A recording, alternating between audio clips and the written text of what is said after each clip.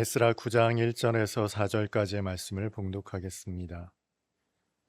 이 일 후에 방백들이 내게 나와 이르되 이스라엘 백성과 제사장들과 레위 사람들이 이 땅 백성들에게서 떠나지 아니하고 가나안 사람들과 헷 사람들과 브리스 사람들과 여부스 사람들과 암몬 사람들과 모압 사람들과 애굽 사람들과 아무리 사람들의 가증한 일을 행하여 그들의 딸을 맞이하여 아내와 며느리로 삼고 거룩한 자손이 그 지방 사람들과 서로 섞이게 하는데 방백들과 고관들이 이 죄에 더욱 으뜸이 되었다 하는지라.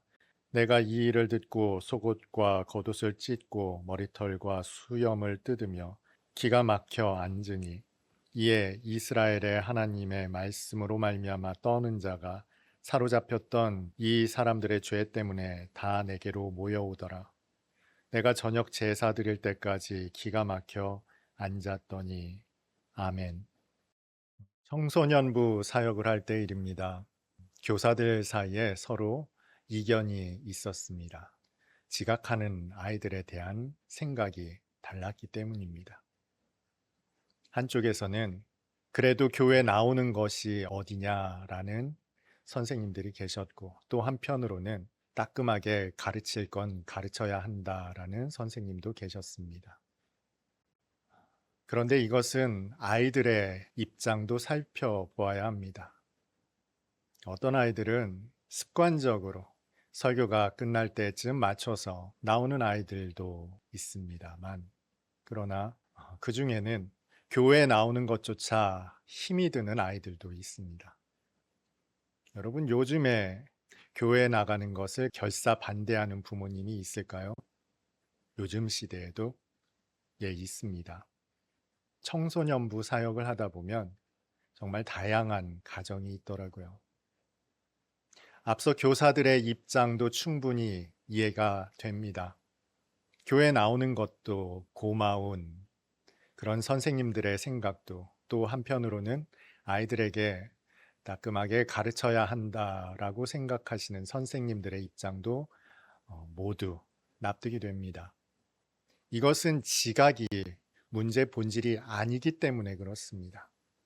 문제 본질은 지각이 아니라 아이들이 어떤 마음을 가지고 있는가, 다시 말해 아이들의 마음가짐이 문제의 핵심인 것입니다. 오늘 본문은 1절에 이 일 후에 라는 말로 시작합니다. 4개월여에 걸친 예루살렘으로의 귀환을 마쳤습니다. 순탄한 여정은 아니었습니다. 대적의 공격도 받았고 매복한 대적의 습격을 받은 일도 있었습니다. 이 숱한 우여곡절 끝에 2차 귀환을 마쳤고 예루살렘에 도착한 사람들은 사흘 동안 휴식을 가졌습니다. 그리고 나서 하나님께 바쳐진 예물을 성전에 다 봉헌한 다음에 이미 예루살렘에서 살아가고 있던 방백들이 에스라를 찾아와 하소연하는 이야기로 오늘 본문은 채워져 있습니다. 이들은 그간의 사정을 이야기하는데 이 내용이 심상치가 않습니다. 일종의 내부 고발이라고 봐도 과언이 아닙니다. 이들이 고발한 내용은 백성과 제사장들과 레위 사람들이 그 땅 원주민들의 행태를 그대로 본받아 가증한 일을 행하고 있었다라는 것입니다. 그들이 말한 그 가증한 일이라는 것은 이방인들과의 통혼을 의미합니다. 그 이방인들의 여자들을 아내로, 며느리로 맞아들여 통혼한 것을 두고 가증한 일이라고 하소연하고 있죠. 그런데 이 점은 조금 이해하기 어렵습니다. 여러분, 통혼이 잘못된 것입니까? 통혼이 가증한 일일 뿐만 아니라 오늘 본문 4절에 기록된 대로 죄로 여겨질 만큼 그렇게 심각한 문제입니까? 예수께서는 승천하실 때 제자들에게 말씀하셨습니다. 너희는 가서 모든 민족을 제자로 삼아라. 아버지와 아들과 성령의 이름으로 세례를 베풀고 내가 너희에게 분부한 모든 것을 가르쳐서 지키게 하라라는 명령을 하셨죠. 그 대상은 모든 민족입니다. 다시 말해 하나님의 구원은 모든 민족을 향합니다. 민족을 구분하지 않습니다. 그런데 오늘 본문에서는 에스라에게 나온 방백들이 이방인들과의 통혼을 문제 삼고 이것을 대단히 심각한 죄로, 가증스러운 일로 고발하고 있다는 것이죠. 구원은 괜찮고 복음은 괜찮고 통혼은 안 된다는 뜻일까요? 이제 제법 시간이 흘렀습니다. 여러분, 3, 4년 전 일을 기억하십니까? 이제 영원히 마스크를 벗지 못하겠구나. 이제 죽을 때까지 이 마스크로부터 자유로울 수 없겠구나 싶은 시절을 우리가 지나왔습니다. 집안에는 마스크를 잔뜩 쟁여놓고 한여름에도 땀이 비 오듯 쏟아지는 그 무더위 속에서도 KF94 마스크를 벗지 못하던 시절을 우리가 보냈습니다. 예배를 드릴 때에도, 병원에 갈 때에도, 버스를 타거나 지하철을 탈 때에도 사람들이 모이는 곳 어느 곳에서나 마스크를 착용해야만 했습니다. 왜냐하면 그것이 법으로 정해져 있었거든요. 게다가 사람들의 공감대도 형성되어 있었습니다. 요즘은 마스크 쓴 사람을 거의 찾아볼 수가 없습니다. 그런데도 아주 간혹 마스크를 쓰신 분들을 볼 수가 있습니다. 그렇다고 마스크를 쓰지 않은 사람들을 비난하거나 정죄하지 않죠. 이 마스크에 대한 사람들의 관점, 인식은 우리에게 시사하는 바가 있고 또한 오늘 본문을 살펴보는데 열쇠가 되기도 합니다. 여러분, 오늘 본문에서 이방인과의 통혼이 문제의 본질일까요? 아닙니다. 얼핏 보면 통혼 자체가 문제인 것처럼 여겨집니다. 그러나 문제의 본질을 에스라는 간파하고 있었습니다. 11절을 통해 확인할 수 있습니다. 전에 주께서 주의 종 선지자들에게 명령하여 이르시되 너희가 가서 얻으려 하는 땅은 더러운 땅이니 이는 이방 백성들이 더럽고 가증한 일을 행하여 이 끝에서 저 끝까지 그 더러움으로 채웠음이라. 이것은 성경에 이미 기록되어 있는 내용입니다. 가나안으로 입성하려는 이스라엘 백성들에게 하신 말씀입니다. 이방인들이 그 땅을 더럽혔다라는 것이죠. 이미 더럽혔다는 것입니다. 유대인들과의 통혼으로 더럽혀진 것이 아니라 이방인들이 이미 그 땅을 더럽혔다. 가증한 일들을 행하여 땅 이 끝에서 저 끝까지 이미 더럽혀 놓았다라는 것이 하나님의 말씀의 핵심입니다. 그러니 통혼 자체가 더러운 것이 아니라는 거죠. 이것을 에스라는 정확하게 인지하고 있었습니다. 그러면 여기에서 궁금한 것이 있죠. 도대체 이방인들이 행하였던 그 가증한 일이라는 것이 무엇일까요? 우상숭배 아닐까요? 언뜻 보아서는 우상숭배가 하나님께서 지적하시는 더러운 일처럼 보입니다. 그러나 이방인들은 처음부터 하나님을 알지 못하는 백성들입니다. 알지도 못하는 하나님을 그들이 어찌 섬길 수 있겠습니까? 그러니 하나님께서 지적하시는 문제의 본질은 우상숭배가 아닙니다. 그렇다면 이방인들이 이미 행하고 있었던 그들의 가증한 일이라는 것은 무엇일까요? 여러분 혹시 갈멜산에서 엘리야와 850명의 우상을 섬기던 제사장들과의 대결을 기억하십니까? 하늘에서 불이 떨어지지 않자 바알과 아세라를 섬기던 제사장들이 몸을 학대하기 시작했습니다. 피가 나도록 때리며 그들의 신을 향해 기도했죠. 성경에는 우상을 섬기는 방식에 인신제사라는 것이 기록되어 있습니다. 자신의 자녀를 불살라 드리는 인신제사가 있었습니다. 뿐만 아니라 그들은 우상을 섬기는 일에 있어서 음란 행위도 서슴지 않았습니다. 이방 신전 주위에는 의례껏 음란 행위를 위한 창녀들이 대기하고 있었습니다. 왜 하나님께서 그들의 행위를 가증한 것이라고 지칭하셨는지 이해가 되시죠? 그들은 물불 가리지 않고 몸을 상해하는 일, 자녀를 불살라 신께 봉양하는 일, 음란 행위를 행하는 일들을 서슴지 않고 제사라는 명목으로 행하고 있었던 것이죠. 여기에 그치지 않습니다. 그들은 온갖 명목의 신들을 만들어 놓았습니다.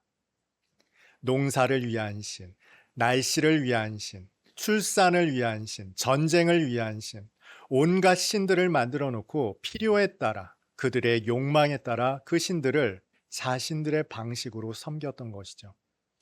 이것이 바로 이방인들이 행하였던 아주 가증하고 더러운 죄악된 일들이었던 것입니다. 그런데 그들이 행하던 가증한 일과 통혼한 것, 이것이 무슨 관계가 있을까요? 아담이 하와를 보고 가장 먼저 내뱉었던 말 기억하십니까? 이는 내 뼈 중에 뼈요 살 중에 살이라는 감탄이었습니다. 여러분, 이 말 속에 담겨 있는 의미가 무엇입니까? 내가 이 하와를 너무나 사랑한다라는 뜻이죠. 창세기 2장 24절에서는 이렇게 기록하고 있죠. 남자가 부모를 떠나서 그 아내와 연합하여 한 몸을 이룬다. 결혼이 내포하고 있는 의미, 참 의미가 무엇입니까? 남편과 아내가 한 몸이 된다는 것입니다. 여러분, 여기에서 우리가 주목해야 하는 것은 결혼이 가지고 있는 의미 그 자체입니다. 결혼이 담고 있는 의미는 두 사람, 남녀가 한 몸이 되는 것입니다. 아내와 남편은 서로 이 세상 그 누구보다 사랑하는 한 몸이 된 것입니다. 통혼은 바로 그러한 의미를 담고 있어요. 내 아내를, 내 남편을, 전 존재를 사랑하겠다는 것이죠. 여기에는 그의 신들도 포함되어 있고요. 그 신들을 섬기는 방식도 포함되어 있습니다. 다시 말해 우상 숭배 그 자체뿐만 아니라 음란한 가증스러운 방법까지도 포함되어 있다는 것입니다. 그리고 그 신들을 섬기는 것을 마치 하나님을 섬기듯 하겠다라는 공공연한 선포, 다짐이 바로 이 통혼에 담겨 있는 내용입니다. 통혼은 내가 앞으로 우상을 하나님 섬기듯이, 하나님을 우상을 섬기듯이 하겠다라는 공공연한 다짐이었던 것이죠. 이제 왜 방백들이 에스라에게 나올 때 두려워 떨었는지 이해가 되시죠? 그런데 문제는 여기에서 그치지 않습니다. 2절에 그 문제의 진짜 심각성이 나타나 있습니다. 그들의 딸을 맞이하여 아내와 며느리로 삼아 거룩한 자손이 그 지방 사람들과 서로 섞이게 하는데 방백들과 고관들이 이 죄에 더욱 으뜸이 되었다 하는지라. 방백과 고관들이 이 일에 앞장섰다는 겁니다. 여러분, 이게 왜 심각합니까? 아이들은 선생님을 보고 배우죠. 그런데 선생님이 괜찮다라고 하면 문제의식이 사라집니다. 부모님이 아무렇지도 않게 무단횡단을 하는 것을 본 아이들은요, 무단횡단에 대한 죄책감 혹은 문제의식이 없어집니다. 고관들이, 방백들이 통혼에 앞장섰다라는 것에서 백성들은 문제의식을 완전히 상실해버린 것입니다. 이들은 이것을 죄로 인식하지 못해요. 너무 당연한 일이 되었거든요. 예수께서 성전에 들어가셨을 때 어떤 일이 벌어지고 있었습니까? 사람들은 예배했을 재물을 사고 파는 일에 아무런 거리낌이 없었습니다. 그것은 아주 오랫동안 이어져 온 일이었기 때문에 그랬고, 대제사장들과 모든 바리새인들도 동의한 이 일들이었기 때문에 백성들은 전혀 문제의식을 느끼지 못했다는 거예요. 그런데 예수께서 성전에 들어가시자마자 한 일이 무엇입니까? 상을 둘러 엎었습니다. 노끈으로 사람들을 내쫓기 시작하셨습니다. 그리고 하신 말씀이 너희들은 어찌하여 하나님의 기도하는 집을 강도의 소굴로 만들었느냐. 예수께서 이렇게 진노하신 장면을 여러분 복음서에서 찾아보기가 쉽지 않죠. 그러나 그 누구도 단 한 사람도 심지어 제자들도 이것에 대해 문제의식을 갖지 못했다는 거예요. 앞서 지각하는 아이들의 문제를 말씀드렸습니다. 본질은 지각 자체가 아닙니다. 경우에 따라서 지각할 수밖에 없는 사람들도 있습니다. 그러나 가장 중요한 것은 마음가짐이에요. 부모님과의 갈등 때문에, 종교적 신념의 갈등 때문에 어쩔 수 없이 거짓말하고 교회 나오는 아이들에게 너 왜 지각했니? 할 수 없는 일이라는 것이죠. 저 북한 지하교회에서 목숨을 걸고 예배드리는 사람들에게 왜 당신은 시간을 지켜 예배를 드리지 않습니까? 할 수 없는 일이라는 것이에요. 그러나 습관적으로 아무런 문제의식 없이 지각하고 있는 저와 여러분이라면 이것은 영원히 개선될 수 없는, 개선될 의지를 상실해버린 아주 심각한 문제라는 것입니다.